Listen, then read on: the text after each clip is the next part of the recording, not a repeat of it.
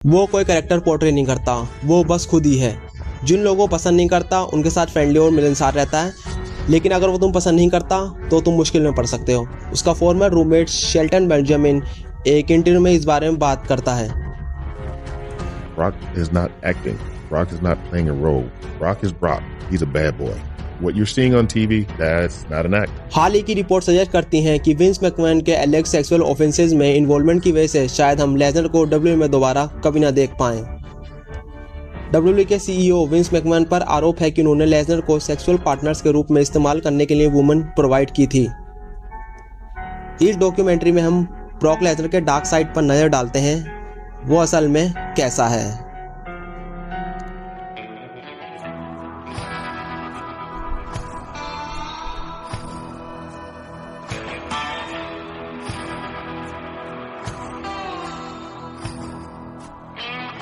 उन्नीस 1980 का यूएसए, कहीं बिल्कुल सुनसान जगह के बीच में एक बीच पैदा होता है। Exact location Webster, south Dakota, एक छोटा सा टाउन जो मैप पर इतना दूर है कि आसपास कोई बड़ा शहर भी रेफरेंस पॉइंट के रूप में भी नहीं है। मिड वेस्ट का ये वीरान हिस्सा उतना ही रूरल है जितना कोई एरिया हो सकता है। लेजर के पेरेंट्स उसे फैमिली रेंज पर बड़ा करते हैं। वो कहते हैं कि ब्रॉक सिर्फ 4 साल की उम्र में ही कैटल को हंकाने में मदद करना चाहता था। उसके पेरेंट गरम जोश, सीधा सादे, एक एवरेज स्मॉल टाउन फैमिली जैसे लगते हैं, लेकिन जल्दी ये साफ हो गया कि उनका बेटा बिल्कुल भी ऑर्डिनरी नहीं था। स्कूल में ब्रॉक को बुली किया जाता था, वो अक्सर झगड़ों में पड़ जाता था। बहुत से बच्चों की तरह वो पतला और दुबला और पतला था, इतना कमज़ोर कि खुद को बचाव भी नहीं कर पाता था। बच्चे उसे ब्रोकोली बुलाते थे और किसी को भी ब्रोकोली पसंद नहीं था। लेजर को उन लड़कों से डर लगता था जो उसे मजाक उड़ाते थे। बाद में वही उसके सबसे अच्छे दोस्त बन गए और लेजर खुद बुली बन गए। 14 साल की उम्र में उसने मसल गेन करना स्टार्ट कर दिया। वो हमेशा बाहर रहकर मेहनत करता था, अपने आप को इतना फिजिकली पुश करता था कि उसका शरीर मसल बनाना शुरू कर देता था। वो दूसरे बच्चे और ज़्यादातर एडल्ट से भी ज़्यादा खाना खाता था। Yeah, I was always hungry. I was always active. I was always doing push-ups, always doing sit-ups, always working out as long as I can remember. उसके नए साइज के साथ उसकी ताकत भी बढ़ गई। ब्रॉक अब कॉन्फिडेंट था, अब वो किसी की बकवास बर्दाश्त नहीं करता था। ये एटीट्यूड उसकी पूरी ज़िंदगी के साथ रहने वाला था और अगर कोई उसके नर्व्स पर चढ़ जाता था तो उसका सीधा डिफॉल्ट रिस्पॉन्स उसे पीटना होता था। ब्रॉक कहता था कि बचपन में बहुत एग्रेसिव था। उसकी रेसलिंग कोच कहते हैं कि बस उसे कंट्रोल करना बहुत मुश्किल हो जाता था और उसका गुस्सा बहुत जल्दी भड़क जाता था। दूसरे बच्चे उससे डरते थे, कोई भी उसके साथ रिंग में उतरना नहीं चाहता था क्योंकि लेजनर रेसलिंग को बहुत सीरियसली लेता था। वो पूरी मेहनत करता था और उसे जीतना बहुत पसंद था। That's what it is. It's just one-on-one. It's basically a legal street fight with a few rules. That's what I liked about it. He always had a little bit of a temper and was very aggressive. उसकी सोच ambition से भरी हुई थी, एक ऐसी ambition जो उसे कंपटीशन से ऊपर ले जाकर सबसे आगे खड़ा करे। सिर्फ पार्टिसिपेट करना काफ़ी नहीं था, लेजर को जीतना जरूरी था। उसे स्पोर्ट्स के एजुकेशनल एस्पेक्ट की कोई परवाह नहीं थी और ना ही दूसरे लोगों की इमोशंस की। लेजर को चीज़ मोटिवेट करती थी, वो था दूसरों से ज़्यादा पावरफुल महसूस करना, शारीरिक तौर पर दूसरे पर डोमिनेट करना। सीधे शब्दों में उसे लड़ना पसंद था। एक इंटरव्यू में उसने कहा कि वो लड़ने के लिए पैदा हुआ था। Born to fight, fight to kill, but ready to die, but I never will. Lesnar एक फाइटर है। जब लोग उसे पूछते थे कि वो ज़िंदगी में क्या करना चाहता है तो वो उलझन में पड़ जाता था। उसे सारे क्लासमेट्स फायर फाइटर बनना या कॉलेज जाने की बात करते थे, लेकिन लेजर नहीं, वो ऐसी जॉब चाहता था जिसमें फाइटिंग शामिल हो। इसलिए 17 साल की उम्र में वो मिलिट्री ज्वाइन कर लेता है। एक सोल्जर के रूप में वो अपनी जान देकर भी अपने देश की आज़ादी की रक्षा करता। उसके परिवार पर उस पर गर्व था, लेकिन लेजर को समझ नहीं आता था कि अचानक उसे हीरो की तरह क्यों ट्रीट किया जा रहा है। वो सिर्फ एक चैलेंज चाहता था और एक मौका कि जो काम वो सबसे अच्छा करता है वही करे और उससे पैसे ही मिले हैं। लेकिन जब उसे मिलिट्री सर्विस के लिए बुलाया गया और मेडिकल स्टाफ ने उसका रूटीन हेल्थ टेस्ट किया तो सब कुछ अचानक बदल गया। कलर डिफरेंस की वजह से लेजर को कॉम्बैट रोल की जगह एक ऑफिस जॉब दे दी गई। लेजर को रेड और ग्रीन रंग में फ़र्क करने में दिक्कत होती थी और कई बार सी और गलत में भी। बार बार वो खुद को मुश्किलों में डाल देता था। उसे अब भी फाइटिंग पसंद थी, उसे अब भी दूसरों पर शारीरिक रूप से हावी होना एहसास पसंद था। बार फाइट जीतने से जो थ्रिल मिलता था वो मिलिट्री ऑफिस में पेपर वर्क करने से नहीं मिलता था। इसलिए उसने मिलिट्री छोड़ दी। वो डिसोरिएंटेड था, उसे समझ नहीं आता था कि कहाँ जाना है, क्या करना है। आखिरकार उन्हें एक कंस्ट्रक्शन कंपनी में काम करना शुरू कर दिया। एक टिपिकल स्मॉल टाउन जॉब, 9 से 5 का काम, वीकेंड का इंतजार, बार में बियर और ऐसी लंबी बातें जो कहीं नहीं पहुंचती थी। फिर बेचैन नींद में किसी पर्पस का सपना देखना। अगला स्टॉप था कॉलेज। सीधी बात यह है कि लेजर की पढ़ाई लिखाई वाला इंसान नहीं था। वो लेक्चर स्किप करता था, असाइनमेंट सबमिट नहीं करता था और कभी ऑफिशियली ग्रेजुएट भी नहीं हुआ। फिर भी कॉलेज में बिताया गया वक्त उसका सबसे फ़ायदेमंद साबित हुआ क्योंकि उसने एमेच्योर रेसलिंग दोबारा शुरू कर दी। यूनिवर्सिटी ऑफ मिनेसोटा में लेजर ने 2000 में NCAA रेसलिंग चैंपियनशिप जीती। ये एक बहुत बड़ी अचीवमेंट थी। अब उसे अपनी एज ग्रुप और वेट क्लास का सबसे बेहतरीन रेसलर माने जाने लगा। लेजर कॉलेज को डिग्री लेकर नहीं निकला बल्कि WWE के कॉन्ट्रैक्ट ऑफर के साथ निकला। ब्रॉक लेसनर को द नेक्स्ट बिग थिंग माना जा रहा था। उसे John Cena, Randy Orton, Batista जैसे यंग टैलेंट से भी ऊपर रेट किया जा रहा था। उस वक्त की रिपोर्ट्स के मुताबिक डब्ल्यू ने उसे सिर्फ प्रोफेशनल रेसलिंग करियर की ट्रेनिंग शुरू करने के लिए $2.5 लाख की भारी सैलरी दी थी। जिस किसी ने उसके साथ काम किया सब इस बात पर सहमत थे कि वो सबसे ज़्यादा इंटेंस एथलीट था जो उन्होंने कभी नहीं देखा। He's the most talented, most gifted athlete I've ever seen in my life. Built of concrete and steel and just is the most gifted athlete that I've ever seen. He is absolutely one of the best professional wrestlers on the planet. When he wants to show up. WWE के scouts बहुत कम गलती करते हैं। Brock Lesnar के रूप में उन्होंने एक ऐसा टैलेंट डिस्कवर किया था जो शायद सदी में एक ही बार देखने को मिलता है। बाद में लेसनर ने कहा कि भगवान ने उसे इस दुनिया में प्रोफेशनल रेसलिंग बनने के लिए भेजा था। उसका राइज बिल्कुल मेटियोरिक था। डब्ल्यू के बॉस विंस मैकमैन ने ब्रॉक से पहले कभी किसी न्यूयॉर्क को तेज और इतनी ताकत से पुश नहीं किया था। उन्होंने अपनी सारी उम्मीदें एक ही आदमी पर लगा दी थी। उसे कंपनी का फेस बना दिया, उसे वर्ल्ड चैंपियनशिप जितवाई। रेसलिंग इंडस्ट्री के जीनियस की तरफ से ये एक डेयरिंग मूव था, एक गैम्बल। कुछ समय तक सब अच्छा चला, लेकिन जल्द ही लेसनर को रेसलिंग बिजनेस की असली चैलेंज का एहसास होने लगा। बहुत ही हेक्टिक शेड्यूल पर उस पर भारी पड़ने लगा।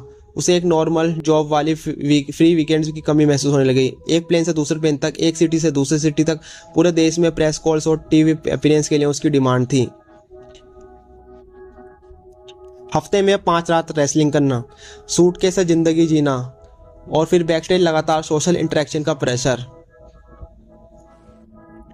यह टूरिंग लाइफस्टाइल उसकी एनर्जी निकाल देता था। वो इस तरह की जिंदगी के लिए बना ही नहीं था। ब्रॉक लेसनर इंट्रोवर्ट है। इसका मतलब ये नहीं कि वो शर्मीला है, हिचकिचाने वाला या चुपचाप कोने में खड़े होने वाला रहना इंसान है, बिल्कुल नहीं। लेकिन इंट्रोवर्टेड लोगों को रिचार्ज और रिकवर करने के लिए अकेला वक्त चाहिए होता है और इतने हेक्टिक शेड्यूल में ये लगभग नामुमकिन था। लेसनर इंटरव्यू में बार बार बताता है कि उसके लिए लोगों के साथ लगातार डील करना कितना मुश्किल होता है।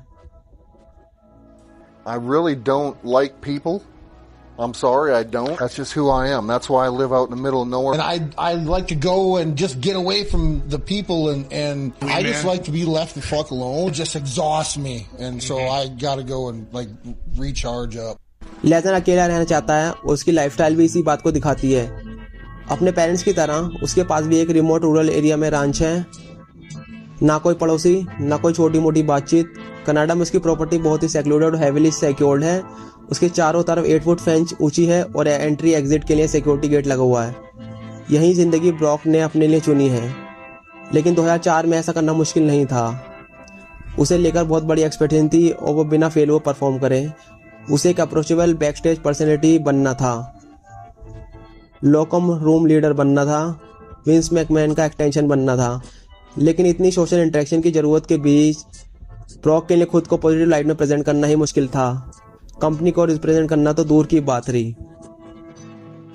रिलैक्स और डिस्ट्रैक्ट होने के लिए उसने अल्कोहल, ड्रग्स और पेनकिलर्स का सहारा शुरू लेना कर दिया। वो धीरे धीरे और ज़्यादा चिड़चिड़ा होता गया और अपने कोवर्स के साथ वर्बल और फिजिकल कॉन्फ्लिक्ट में पड़ने लगा। एक बार अगले शो के लिए फ्लाइट शेयर करते वक्त उसका कट हैनिंग के साथ झगड़ा हो गया। हैनिंग नशे में थे और उसने लेसनर को प्रोवोक किया।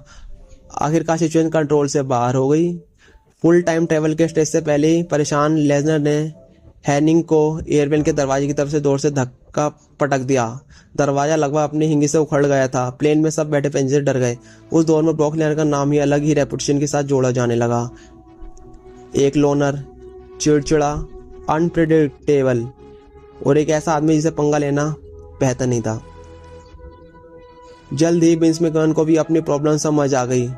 The next big thing wrestler को रूप में वो सब कुछ था जो विंस चाहते थे, लेकिन एक इंसान के रूप में नहीं। विंस को एक ऐसा चाहिए था जो डब्ल्यू को रिप्रेजेंट कर सके, और वो ब्रॉक नहीं था। बाद में उन्हें कंपनी का परफेक्ट फेस जॉन सीना के रूप में मिल गया, लेकिन लेसनर को इससे कोई फर्क नहीं पड़ता। वो जाना चाहता था, कंपनी छोड़ना चाहता था, डब्ल्यू में काम करने के लिए उससे बाहर निकलना चाहता था। विंस गुस्से में था कि इतना सब करने के बाद भी लेसनर बस छोड़कर जा रहा था, लेकिन लेसनर का फैसला हो चुका था, वो खत्म कर चुका था। उसने एक एग्रीमेंट साइन किया था कि साल 2000 तक वह दोबारा रेसलिंग नहीं कर सकता। लेकिन लेसनर उन लोगों में से नहीं है जो किसी कागज के टुकड़े को डिसाइड करने दे कि क्या कर सकता है और क्या नहीं। उसे कॉन्ट्रैक्ट की कोई परवाह नहीं थी। वो जापान चला गया और न्यू जापान प्रो रेसलिंग के लिए काम करने लगा। इस तरह उसने विंस के साथ किया गया ऑफिशियल एग्रीमेंट तोड़ दिया। वहाँ का शेड्यूल काफ़ी रिलैक्स था और लेसनर को एक नए देश में रहने का एक्सपीरियंस पसंद आए। न्यू जापान के ऑफिशियल ने शुरू से ही उसकी पोटेंशियल पहचान ली थी। उन्होंने उसे उसके पहली मैच में IWGP हैवीवेट चैंपियनशिप जीतने दी। आखिरकार लेसनर और डब्ल्यू और लेसनर के बीच के लीगल डिस्प्यूट सेटल हो गया। फिर 2006 में ब्रॉक लेसनर का सामना नाकामुरा से होता है। बाद में दोनों डब्ल्यू में फिर से मिले और नाकामुरा ने कहा कि वो इस बार से ज़्यादा खुश नहीं था। लेसनर के साथ काम करने के बाद नाकामुरा काफ़ी अपसेट था। वो बैकस्टेज एरिया में चला गया और रो पड़ा। बाद में एक इंटरव्यू में उसे कहा गया कि लेसनर ने डिसरिस्पेक्टफुल बिहेव किया। वो कई जापानी रेसलर उनकी कल्चर को नीचा समझता था और उसे रेसलिंग से कोई प्यार नहीं था। और वो सही था, लेसनर को रेसलिंग से प्यार नहीं था, कम से कम उस तरह से जिसे ऐसा नाकामुरा को अपने करियर के शुरुआती दिनों में था। उस वक्त ब्रॉक बस एक गर्म दिमाग सेल्फिश इंसान था जो समझने की कोशिश कर रहा था कि जिंदगी में असल में क्या चाहिए। ब्रॉक को अपने गुस्से पर कंट्रोल रखने में बहुत मुश्किल होती थी, खासकर जब वो जवान था। एग्रेशन को मैनेज करने में उसे काफ़ी संघर्ष करना पड़ा।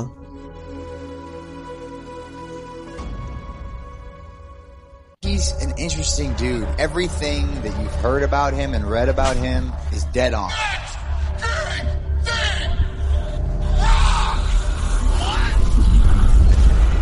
You know, he was actually saying things that would probably get him canceled, like homophobic terms that you shouldn't be saying. उसके फुटबॉल के दिनों में एक सीरियस इंसिडेंट हुआ था। मिनेसोटा वाइकिंग्स और कनका सिटी चीफ्स के बीच एक जॉइंट ट्रेनिंग सेशन के दौरान ब्रॉक ने देखा कि एक ओपोनेंट उसके टीममेट के साथ डिसरिस्पेक्टफुल बिहेवियर कर रहा है। अगले ही प्ले में उसने उसके जवाब दे दिया। लेसनर ने उस आदमी को पकड़कर और फील्ड के बीच में ही उसे सुप्लेक्स कर दिया, सीधा फुटबॉल फील्ड पर। वो एक फाइटर है और बहुत ही जबरदस्त फाइटर।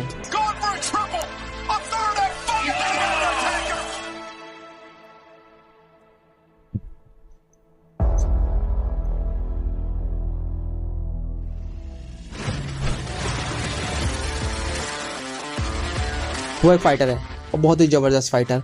उसे ये बात पता है, इसलिए वो कभी फाइट से पीछे नहीं हटता। जो बात उसे नहीं पता थी कि वो जल्द ही ऑफिशियल तौर पर भी उसे दुनिया का सबसे बेहतरीन फाइटर में से एक माना जाने लगेगा। लेसनर का फुटबॉल करियर एक कार एक्सीडेंट के साथ खत्म हो गया। जब ब्रॉक लेसनर लगभग अजय लगता था, उसे एक एक्सीडेंट ने रोक दिया। उसका जबड़ा टूट गया, उसका बायां हाथ इंजर्ड हो गया, अंदरूनियां चोटें आई और फुटबॉल का कैप्टन खत्म हो गया। लेकिन एक्सीडेंट के बाद एक ऐसी चीज हुई जो उसे पूरी जिंदगी नहीं भूल पाया।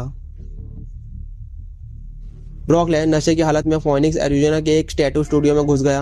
वहां उसने एक बहुत बड़ा डरावना टैटू बनवाया, एक तेज धार वाली तलवार जिसका हैंडल नकल ग्रिप जैसा था। उसकी नाभि के ऊपर थोड़े से ऊपर होता था, वो सीधा गले तक जाती है, लगभग गले के अंदर तक। अपनी ऑटोबायोग्राफी में इसके बारे में लिखा, I felt like life was holding a sword right up against my throat, so I went under the ink gun because I never wanted to forget exactly how I felt at that time. The tattoo on my chest has so much meaning to me. In some ways it's funny because the period of my life that I'm talking about is a time I so want to forget, but I know I can use this memory as motivation. Lesnar के शरीर पर और भी dark tattoos हैं, जैसे एक बड़ा diamond head, उसके बड़े बड़े दांत हैं। उसके नीचे लिखा है किल देम ऑल। अगर वो एक्सीडेंट ना हुआ होता तो शायद ब्रॉक फुटबॉल में ही कमाल कर देता, क्योंकि लेसनर जिस चीज में अपना ध्यान लगा देता है उस पर डोमिनेट करता है। यूएफसी में उसने रैंकिंग्स में 23 से ऊपर चढ़ाई कर दी और हेवीवेट चैंपियन बन गया। इससे उसे दुनिया का सबसे बेहतरीन मार्शल आर्टिस्ट में एक नई रेपुटेशन मिली। उसने स्पोर्ट के सबसे बड़े नमूनों को हरा दिया और एमएमए की हिस्ट्री में 2 हिस्सों में बांट दिया, लेजर से पहले और लेजर के बाद।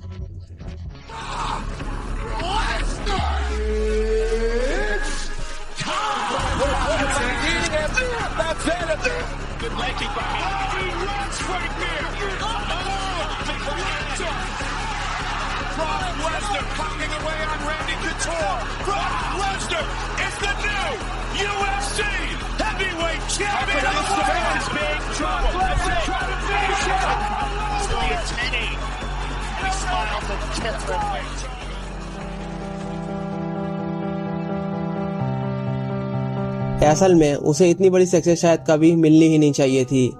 उसकी ट्रेनिंग काफी छोटी थी और एक्सपर्ट के मुताबिक यूएफसी के प्रोफेशनल लेवल कम्पीट करने के लिए बिल्कुल भी काफी नहीं थी।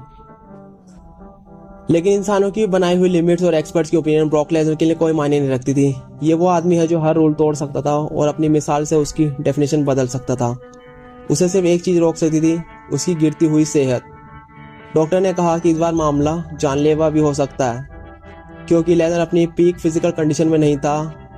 इसलिए उसने यूएफसी चैंपियन केन वेलेस्केवर के हाथों गंवा दी। बाद में डब्ल्यू में वापस आने के बाद उसने एक बार फिर ऑक्टागन में कदम रखा और हंट का सामना किया। उसका अपोनेंट, जो all time great heavyweight champion में से एक माना जाता है, टफ था, लेकिन काफी टफ नहीं। डोपिंग का सबूत सामने आने के बावजूद लेगनर ने उसे एक इंप्रेसिव परफॉर्मेंस के साथ हरा दिया। एक और महान फाइटर कॉनर मैकग्रेगर भी लंबे ब्रेक के बाद ऑक्टागन में वापस आया था, लेकिन उसकी कमबैक सक्सेसफुल नहीं रही। उसने कहा once you are out you are out, लेकिन लगता है कि ये रूल ब्रॉक लेसनर पर लागू नहीं होता। उसी ब्रॉक लेसनर पर जिसे मैकग्रेगर कभी मजाक उड़ाया था, लेकिन लेसनर का जवाब काफी कुछ बता देता है। ठीक है, 2012 में लेसनर ने डब्ल्यू में अपनी वापसी का जश्न मनाया। उसके लिए सिर्फ एक जॉब नहीं थी, लेकिन विंस मैकमैन के साथ कुछ ऐसे अरेंजमेंट थे जो उन्होंने सब कुछ काफी आसान बना दिया। अब लेसनर को पहले की तरह लगातार टूर नहीं करना पड़ता था। वो कम अपीयरेंस करता था और ज्यादा पैसे कमाता था। उसने ये स्टेटस अर्न किया था। विंस सावधान था। शायद पिछली बार जो हुआ उसकी वजह से वो अब भी थोड़ा नाराज था, लेकिन बिजनेस के नजरिए से देखा जाए तो उसके पास ब्रॉक पर फिर से भरोसा करने के अलावा कोई ऑप्शन नहीं था। इसलिए लेसनर को एक और ऐसा पुश मिला जिसे किसी को नहीं मिला था, और रेसलमेनिया में उसे अंडरटेकर की लेजेंडरी स्ट्रीक तोड़ने का मौका दिया गया। कभी कभी वो डब्ल्यू में सिर्फ पेचेक के लिए नजर आता था। 2015 में एक स्नोस्टॉर्म्स की वजह से पूरी रॉ क्रू एयरपोर्ट पर फंस गया। कई रेसलर और बैकस्टेज स्टाफ एक ही जगह पर अटक गए। सिचुएशन को बेहतर बनाने के लिए लेसनर ने काफी पैसे खर्च किए और इंसिस्ट किया कि होटल की बार पूरी रात खुला रहे।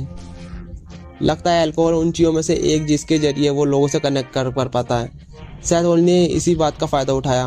उसे पता था कि लेसनर को अपनी माउंटेन्स ब्लू पसंद है, इसलिए वो बैकस्टेज एरिया में उसके लिए कलर्स लाइट बियर का आइस कोल्ड 6 पैक ले आया ताकि बातचीत शुरू हो सके। लेसनर के साथ डील करना बिल्कुल आसान नहीं है। बहुत से लोग ऐसे हैं जिन्हें वो नीचा समझता है, और जैसे एग्जांपल डीन एम्ब्रोस। उसने डीन एम्ब्रोस की सच में रिस्पेक्ट नहीं की, इसलिए रेसलमेनिया 32 में उनका मैच इतना डिसअपॉइंटिंग रहा। दोनों की कभी बनी ही नहीं। मैच के बाद एम्ब्रोस काफ़ी फ्रस्ट्रेटेड था। अपने शील्ड टीममेट रोलिंग्स और रिंग्स के अनलाइक वो कभी लेसनर के साथ कंफर्टेबल नहीं हो पाया। ब्रॉक आज भी बहुत लोग से पसंद नहीं करते और चांसेस है कि ये कभी बदलने वाला नहीं। हो सकता है कि वो और भी ज़्यादा उम्र के साथ और ज़्यादा मैच्योर हो गए हों। हो सकता है पहले से इम्पल्सिव भी ना हो, लेकिन उनकी आंखों में आज भी वो चमक नजर आती है, गुस्से की और एनियांतिक एग्रेशन की। समरस्लैम 2016 में उसका क्रिस जेरिको के साथ झगड़ा हो गया। उस वक्त तक जेरिको रेसलिंग दुनिया के एक लेजेंड और भरोसेमंद वेटरन बन चुका था। लेकिन उस दिन सिर्फ गुस्से से अंधा हुआ एक आदमी था। He was doing a match with Randy Orton and he was butchering him with elbows to the head. I didn't know if it was planned or not. Elbows to the side of the head can kill you. Your temple, if you get hit hard enough in the temple, you die. I was fucking angry about it and Brock came through. Decided he wanted to come challenge me and we got into a little bit of an issue. And I was like, fuck this guy. I don't give a shit how big he is. Like, I don't fucking care.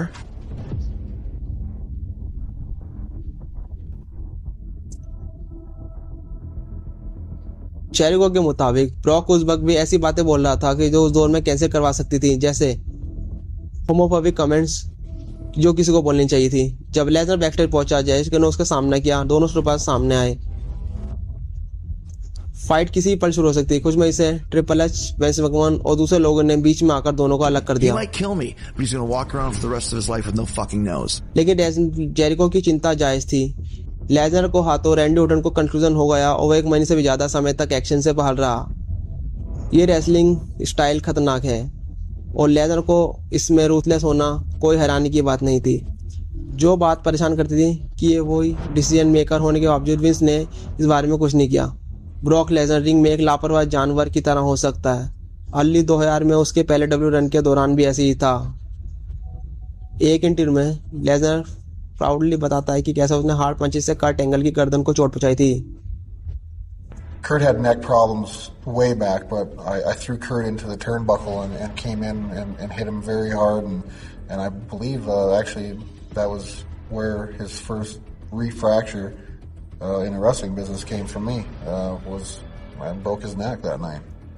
Me and Kurt went at it. You know, he hit me hard and I hit him back harder. Brown stone ने ring में Lesnar की stiffness महसूस की।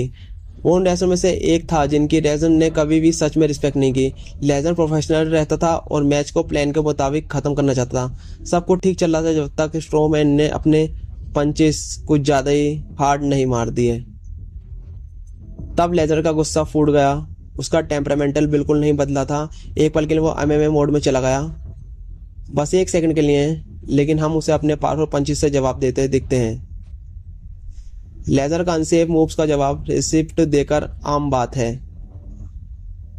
लेकिन बिना protection के sir पर punches को हल्के में नहीं लेने चाहिए। उस दिन का रिएक्शन के लिए कई लेसनर की आलोचना की। ब्रॉक लेसनर के एग्रेसिव साइड और भी जुड़े हैं, कई एक्सीडेंट हैं। विंस मैकमैन के साथ भी वो पीछे नहीं हटा। रेसलमेनिया 34 के मेन इवेंट के बाद हम देखते हैं कि विजुअली अपसेट वर्ल्ड चैंपियन अपना टाइटल विंस मैकमैन की तरफ फेंक देता है। लेसनर क्राउड से नाराज था क्योंकि उन्होंने मैच पर ध्यान नहीं दिया और उसकी जगह बीच बॉल से खेलते रहे। वो बैकस्टेज गुस्से से भरा हुआ था। सिर्फ उसकी वाइल्ड सेबल नहीं उसे शांत कर पाई।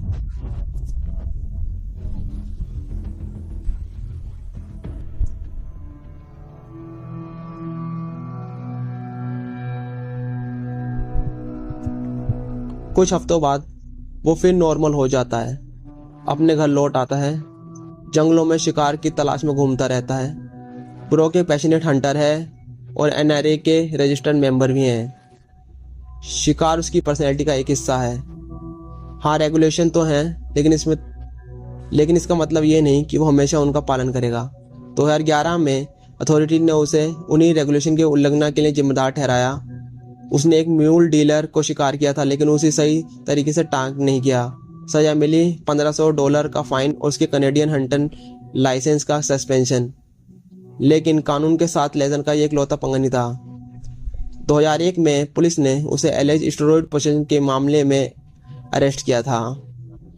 यह उस समय की बात है जब वो डेवलपमेंटल लीग OVW में था। बाद में पता चला कि वो सब्सटेंस से मिले थे, वो पूरी तरह लीगल थे। पुलिस ने अपनी इन्वेस्टिगेशन बंद कर दी। रूल्स फॉलो करना लेसनर की प्रायोरिटी लिस्ट में ज़्यादा ऊपर नहीं आता। वो कॉन्ट्रैक्ट को तोड़ता है, कॉम्बैट स्पोर्ट्स में डोपिंग कंट्रोल का हिस्सा रहा है, अपने तरीके से शिकार करता है और उसे पसंद नहीं कि कोई भी काम में दखल करे। वो एक कंजर्वेटिव रिपब्लिकन और ट्रम्प सपोर्टर माना जाता है। उसे अपनी आज़ादी बहुत प्यारी है और अक्सर उसे लगता है कि दूसरे लोग उस आज़ादी के लिए खतरा हैं। उसे लोग पसंद नहीं है, वो लोगों से लड़ता है। लेकिन कुछ लोग ऐसे भी हैं जो उन्हें सच में प्यार करता है। कुछ दोस्त इन्हें बहुत ज़्यादा इज्जत देता है, जैसे अंडरटेकर। हालांकि उनके बीच भी मतभेद रहे हैं। यूएफसी के एक इवेंट के दौरान दोनों के बीच तनाव हो गया था। दाना व्हाइट ने एक इंटरव्यू में याद करते हुए कहा, Him and Brock have some beef, and Brock walked by him and he said something to him, and it blew up into that whole thing that happened. It's like you're at a loss for words here. You want to do it? It was Brock Lesnar right there. The Undertaker just called me a couple days ago and apologized for that whole thing. Yeah. Brock एक loaded gun की तरह है जिसका trigger बहुत sensitive है। उसे फटकाने के लिए ज्यादा वजह नहीं चाहिए।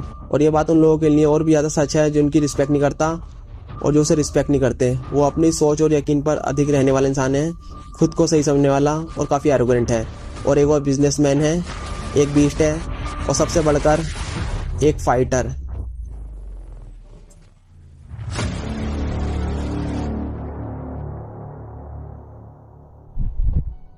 इस वीडियो को देखने के लिए धन्यवाद। ये मेरा एक चैनल है जो मैं बनाने की कोशिश कर रहा हूँ। जो चीज़ें हम आपसे जोड़ती हैं वो है रेसलिंग के लिए हमारा जुनून। अगर आप हमें सपोर्ट करना चाहते हैं तो लाइक और सब्सक्राइब करने पर विचार करें। अगली बार, तब तक के लिए दोस्तों, मिलते हैं।